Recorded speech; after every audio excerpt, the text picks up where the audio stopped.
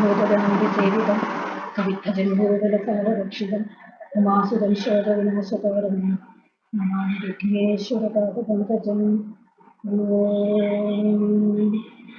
സദാശിവസമാരംഭം ശങ്കരാചാര്യമധ്യമം അസ്മദാചാര്യപര്യന്തം വന്ദേ ഗുരുപരമ്പരാം. ഓം ശുക്ലാംബരധരം വിഷ്ണു ശശിവർണം ചതുർഭുജം പ്രസന്നവദനം ധ്യായേ സർവവിഘ്നോപശാന്തയേ. ഓം ത്വമേവ മാതാ ച പിതാ ത്വമേവ ത്വമേവ ബന്ധുശ്ച സഖാ ത്വമേവ ത്വമേവ വിദ്യാദ്രവിണം ത്വമേവ ത്വമേവ സർവം മമ ദേവദേവ. നമ്മൾ ഒന്നാമത്തെ അധ്യായം കഴിഞ്ഞു അല്ലേ? എല്ലാവരും നന്നായിട്ട് ചൊല്ലുന്നുണ്ട്. എന്തെങ്കിലുമൊക്കെ ഒന്നാമത്തെ അധ്യായത്തിൽ സംശയം ഉണ്ടെങ്കിൽ നിങ്ങൾ ചോദിക്കണം. പിന്നെ ഈ ശ്ലോകങ്ങൾ ഓരോന്ന് ചൊല്ലിത്തരുമ്പോൾ നിങ്ങളും കൂടെ ചൊല്ലണം. എല്ലാം നിങ്ങൾക്ക് വേണ്ടി ഞാൻ 2-3 പ്രാവശ്യം ആവർത്തിച്ച് ചൊല്ലുന്നത്. അപ്പോൾ അതൊക്കെ പഠിച്ചോളും, ചൊല്ലാൻ പഠിക്കും. പിന്നെ കുറേ നിങ്ങൾ ഈ ബാലവത്തിൽ എല്ലാ ആഴ്ചയിലും ചൊല്ലുമ്പോൾ അതങ്ങനെ നന്നായിട്ട് നിങ്ങൾ ഹൃദിസ്ഥമാക്കുകയും ചെയ്യും. ഓക്കെ. അപ്പോൾ ഇനി നമ്മൾ 2-ാം അധ്യായം. 1-ാം അധ്യായം നമ്മൾ കണ്ടു. അർജുനന് ഒരുപാട് സങ്കടം വന്ന അർജുനന് ഒരുപാട് സംശയങ്ങൾ കൃഷ്ണനോട് ചോദിക്കുന്നത് അല്ലേ? ഒരുപാട് സംശയങ്ങളൊക്കെ ചോദിച്ചു വെച്ചിരിക്കുകയാണ്. അർജുനന്റെ ദുഃഖം മൊത്തവും കൃഷ്ണന്റെ മുൻപിൽ അടിയറവ് പറഞ്ഞ് അർജുനൻ നിൽക്കുന്ന രംഗത്തോടു കൂടിയാണ് നമ്മൾ ഗീതയുടെ 1-ാം അധ്യായം കഴിഞ്ഞത് അല്ലേ? ഇനിയിപ്പോൾ നമ്മൾ 2-ാം അധ്യായമാണ്. 2-ാം അധ്യായത്തിൽ കൃഷ്ണൻ അർജുനന്റെ ഈ ഉണ്ടായ സങ്കടം വിഷാദത്തെയൊക്കെ എങ്ങനെ യോഗമാക്കി മാറ്റുന്നു, എങ്ങനെ അതിനുള്ള ആൻസറൊക്കെ എങ്ങനെ നൽകുന്നു എന്നുള്ളതാണ് നമ്മൾ 2-ാം അധ്യായത്തിൽ നമ്മൾ പഠിക്കാൻ പോകുന്നത്. 1-ാം അധ്യായത്തിൽ നമ്മൾ കണ്ടു കൃഷ്ണൻ ഒരു വാക്ക് പോലും പറയുന്നില്ല. എല്ലാം അർജുനനാണ് ചോദിക്കുന്നത്. അർജുനന്റെ സംശയങ്ങളെല്ലാം ഇങ്ങനെ കൃഷ്ണന്റെ മുന്നിലേക്ക് നിരത്തി വെക്കുകയാണ് ചെയ്യുന്നത്. നമുക്ക് 2-ാം അധ്യായം പറയാം. 2-ാം അധ്യായത്തിന്റെ പേര് സാഖ്യയോഗം. സാഖ്യശാസ്ത്രത്തിന്റെ കർത്താവ് കപില മഹർഷിയാണ്. കപില മഹർഷി ഭഗവാൻ മഹാവിഷ്ണുവിന്റെ ഒരു അവതാരമാണ് കപില മഹർഷി. അങ്ങനെ കപില മഹർഷി അമ്മ ചോദിക്കുന്ന സംശയങ്ങളൊക്കെ അമ്മയോട് പറഞ്ഞു കൊടുക്കുന്നതാണ് സാഖ്യ ദർശനം. അങ്ങനെ അതായത് മോക്ഷത്തിലേക്കുള്ള മാർഗത്തിന് പല പല ഉപാധികളും അതിലൊന്നാണ് ഈ നമ്മുടെ ശരീരത്തെക്കുറിച്ചും അതിലുള്ള ഓരോ സൂക്ഷ്മാംശങ്ങളെക്കുറിച്ചും ഒക്കെയുള്ള സംഖ്യാഗണം. അതായത് അതിലെ ഓരോന്നിനെയും എടുത്തെടുത്ത് പറഞ്ഞ് അതിനെ വിശദീകരിച്ച് അങ്ങനെ മോക്ഷത്തിലേക്ക് എങ്ങനെ എത്താവുന്ന ഒരു മാർഗമാണ് സാഖ്യ ശാസ്ത്രം എന്ന് പറയുന്നത്. 1-ാമത്തെ ശ്ലോകം. സഞ്ജയ ഉവാച. സഞ്ജയനാണ് പറഞ്ഞു തുടങ്ങുന്നത്. കഴിഞ്ഞ അധ്യായത്തിൽ നമ്മൾ കണ്ടു സഞ്ജയൻ പറഞ്ഞു നിർത്തുകയായിരുന്നു. സഞ്ജയൻ പറഞ്ഞു ഏവമക്ത അർജുന സംഖ്യയെ രഥോപസ്ഥ ഉപാവിശം വിസൃജ്യ സശരം ചാപം ശോക സംവിഘ്ന മാനസഹ. അങ്ങനെ ഭയങ്കര ശോകാകുലനായി അർജുനൻ ആ രഥത്തിൽ അവിടെ അങ്ങിരുന്നു. അതുവരെ നമ്മൾ കണ്ടു. ഇവിടെയും ബാക്കിയായിട്ട് സംശയം പറയുകയാണ്. ശരിക്കും മഹാഭാരതത്തിലെ ഭീഷ്മപർവത്തിലുള്ളതാണ് ഭഗവത്ഗീത. ആ ഭഗവത്ഗീതയിൽ യഥാർത്ഥത്തിൽ മഹാഭാരതത്തിലെ ഭഗവത്ഗീതയിൽ ഈ അധ്യായം തിരിച്ചൊന്നുമല്ല. പിന്നീട് ഗീതയെ ചിട്ടപ്പെടുത്തിയ ആചാര്യന്മാരാണ് അധ്യായമായിട്ട് തിരിച്ച് അതിൻ്റെ ആ ഒരു രീതിക്കനുസരിച്ച് ഓരോ പേരുകളൊക്കെ നിർദ്ദേശിച്ച് ഇങ്ങനെ 18 അധ്യായങ്ങളായിട്ട് തിരിച്ചു വെച്ചത്. ഇങ്ങനെയാണ് ഗീതയുടെ ഇത്. പിന്നീട് സഞ്ജയൻ 2-ാം അധ്യായത്തിൽ സഞ്ജയൻ തന്നെ തുടർന്ന് പറയുകയാണ്. സഞ്ജയ ഉവാച തം തഥാ കൃപയാവിഷ്ടം അശ്രുപൂർണാകുലേക്ഷണം വിഷീദന്തമിദം വാക്യം ഉവാച മധുസൂദനഃ. സഞ്ജയ ഉവാച എന്ന് പറഞ്ഞാൽ സഞ്ജയൻ പറഞ്ഞു. എന്ത് പറഞ്ഞു? തം അവനോട്. ആരോടാണ് പറഞ്ഞത്? തം അവനോട് ആരോ പറഞ്ഞതായിട്ട് സഞ്ജയൻ ധൃതരാഷ്ട്രർക്ക് പറഞ്ഞു കൊടുക്കുകയാണ്. തം അവനോട്. അവനെന്ന് പറയുന്ന ഇവിടെ അർജുനനോട്. തഥാ ഈ വിധത്തിൽ. അർജുനൻ ഏത് വിധത്തിലാണ് രഥത്തിൽ ഇരിക്കുന്നതെന്ന് അർജുനൻ നമ്മൾ നേരത്തെ പഴയ അധ്യായത്തിൽ കണ്ടു. തഥാ ഈ വിധത്തിൽ കൃപയാ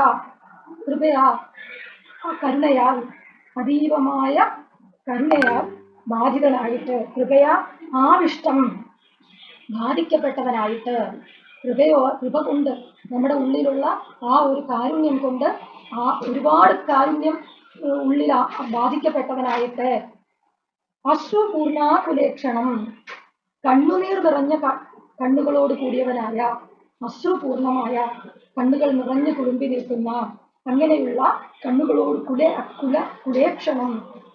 കുലേക്ഷണനായിട്ട് നിൽക്കുന്ന അങ്ങനെയുള്ള കണ്ണുകളോട് കൂടി നിൽക്കുന്ന വിഷീദന്തം ദുഃഖിച്ചിരിക്കുന്നവനുമായ വളരെയധികം ദുഃഖം എങ്ങനെ ഉണ്ടായി?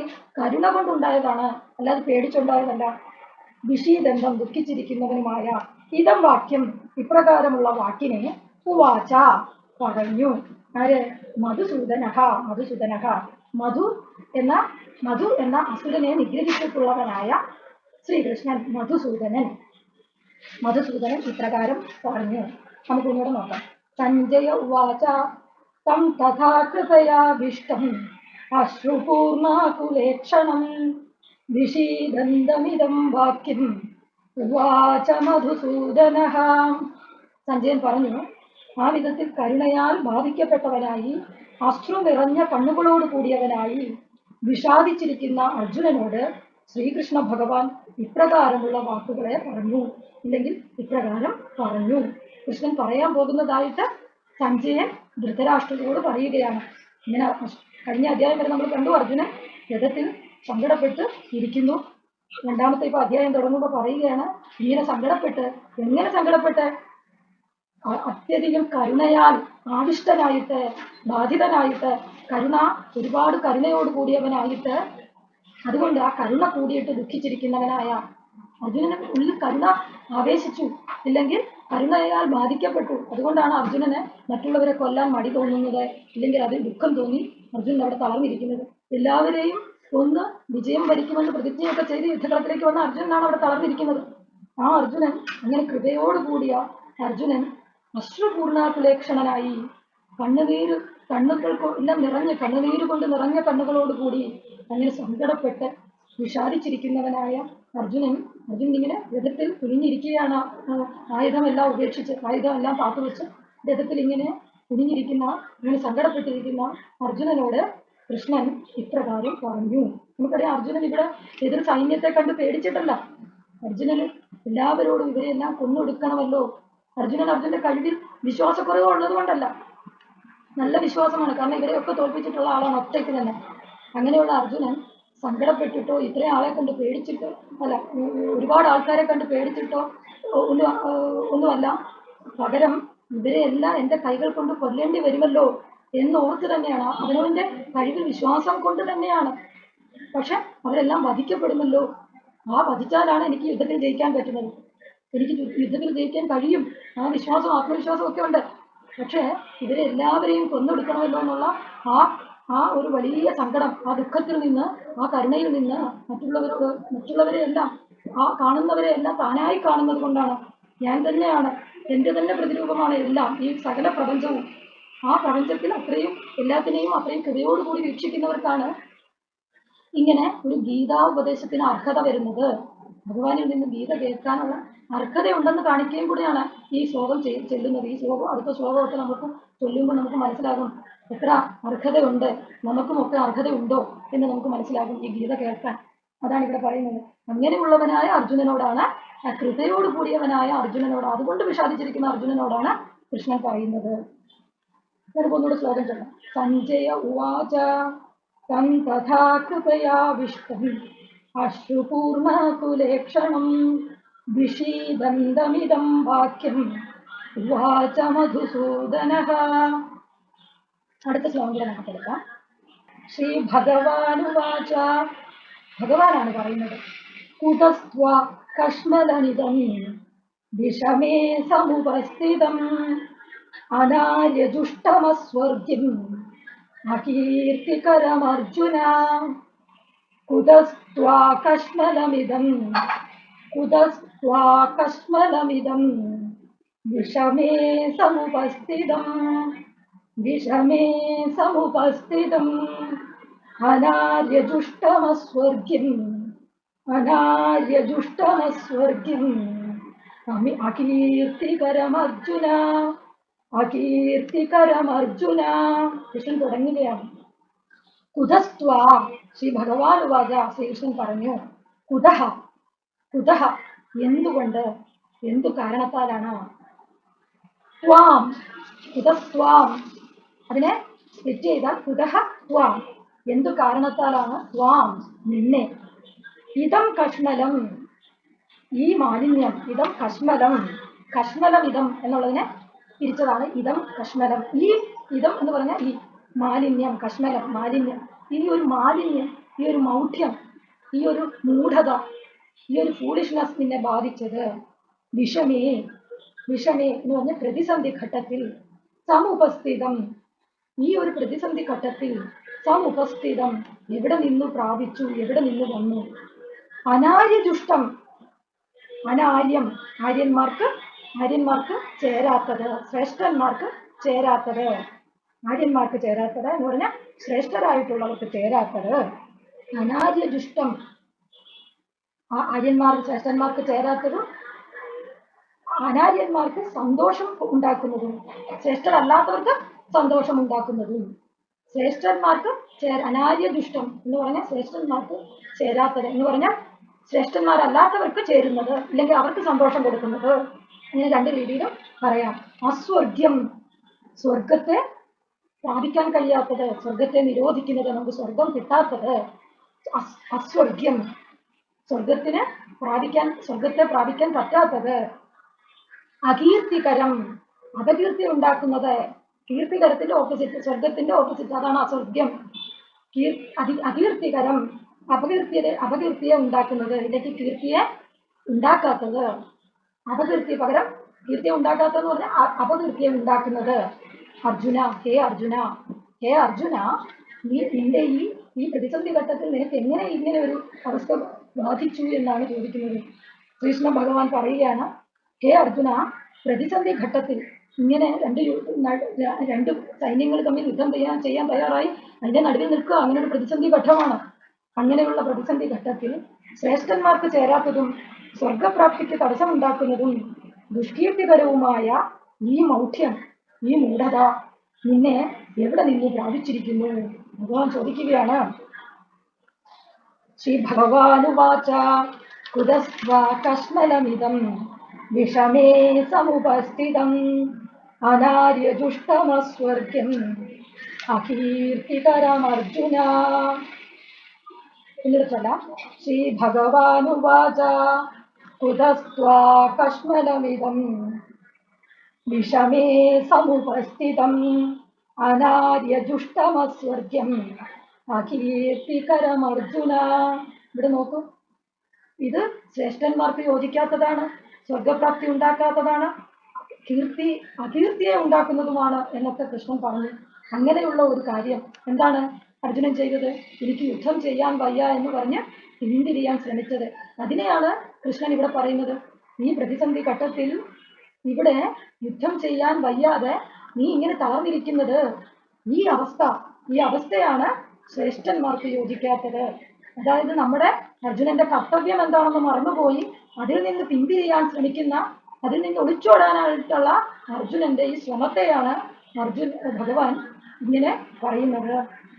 അങ്ങനെയുള്ളത് എന്തൊരു കാര്യമാണ് നീ ചെയ്യുന്നത്? ഇത് എവിടെ നിന്ന് നിന്നെ കുതിച്ചു? നീ ഇങ്ങനെയുള്ള ആളൊന്നും അല്ല, വിജയനാണ്. അർജുനന്റെ വേറൊരു പേരാണ് വിജയൻ. ഇവരെല്ലാം ഒറ്റയ്ക്ക് തോൽപ്പിച്ചവനാണ് നീ. അങ്ങനെയുള്ള നിനക്ക് ഇപ്പോൾ ഇതാണ് നിന്റെ ജീവിതത്തിലെ ഏറ്റവും പ്രതിസന്ധി നിറഞ്ഞ ഘട്ടം.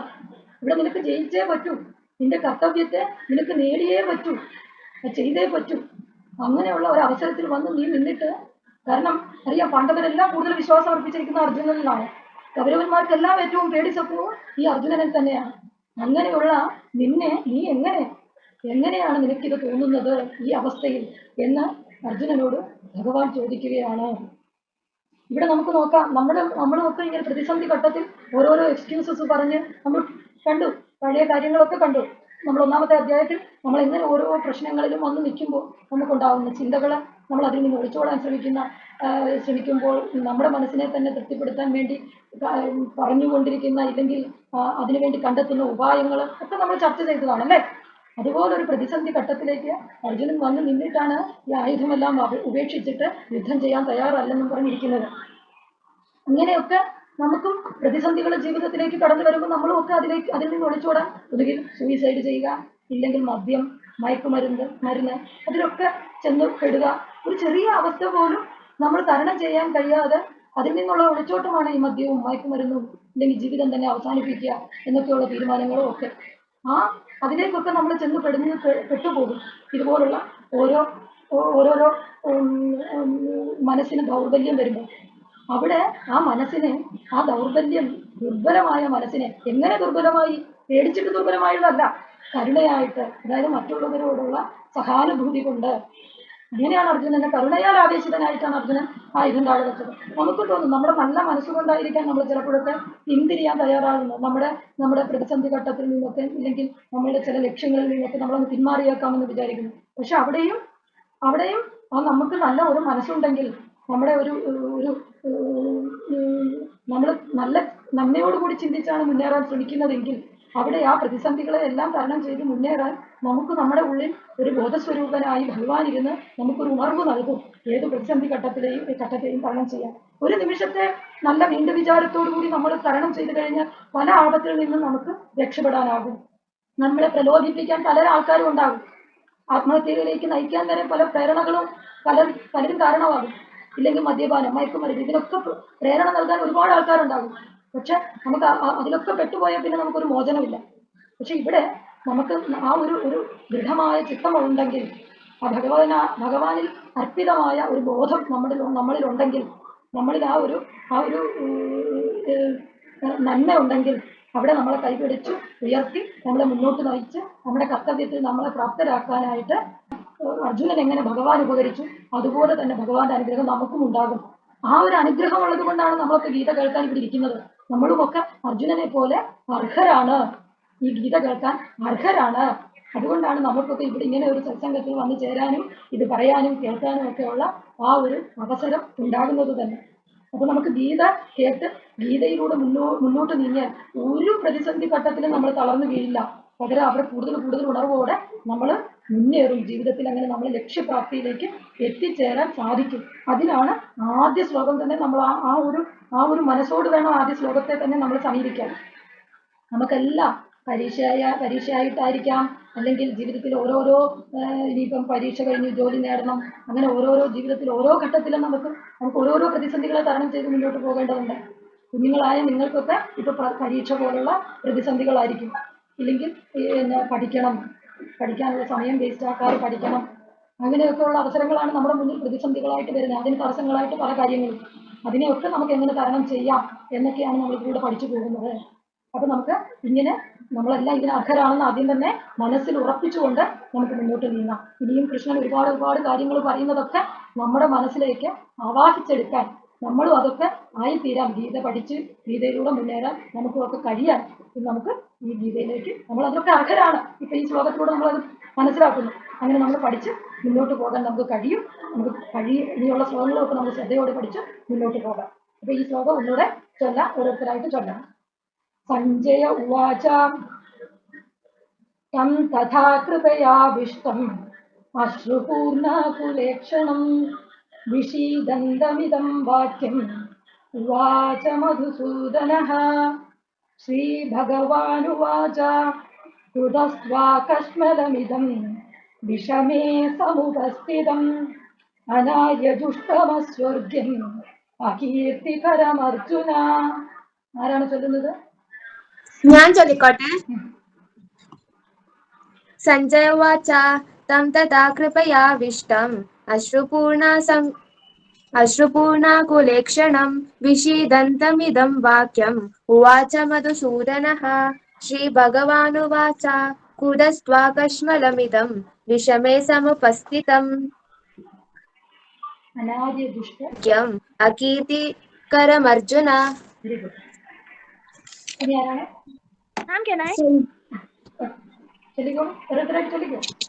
സഞ്ജയ ഉവാച തം തഥാ കൃപയാവിഷ്ടം അശ്രുപൂർണകുലേക്ഷണം വിഷീദന്തമിദം വാക്യം ഉവാച മധുസൂദന.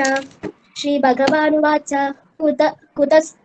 കുതസ്ത്വാകശ്മലമിദം വിഷമേ സമുപസ്ഥിതം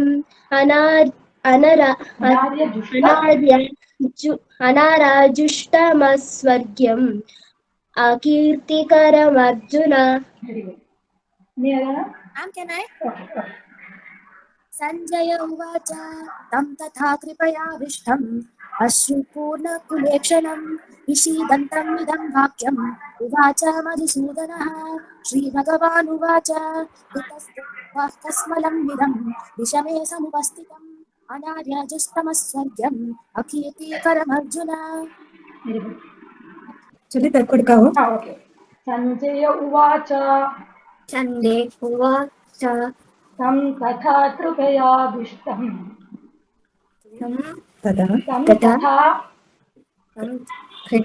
कृपयाविष्टम् हृदयविष्टम् अश्रुपूर्णा अष्टपूर्णा कुलेक्षणम् विवेशमं विषीदन्तमिदं विषेदन्तविषम् इदं वाक्यम् वाक्यम् उवाच उवाच मधुसूदनः वदतु सूदनः वेरि गुड श्रीभगवानुवाच श्रीभगवान् भगवान् उवाच उवाच उवाच वाच कुतस्त्वा उदस्व कस्मलमिदं इदं विषमे विषमे समुपस्थितम् समस्थितम् अनार्यजुष्टम् अनायविष्टम् अस्वर्ग्यम् अस्फुटम् अकीर्तिकरम् हरिशिखरम् അർജുന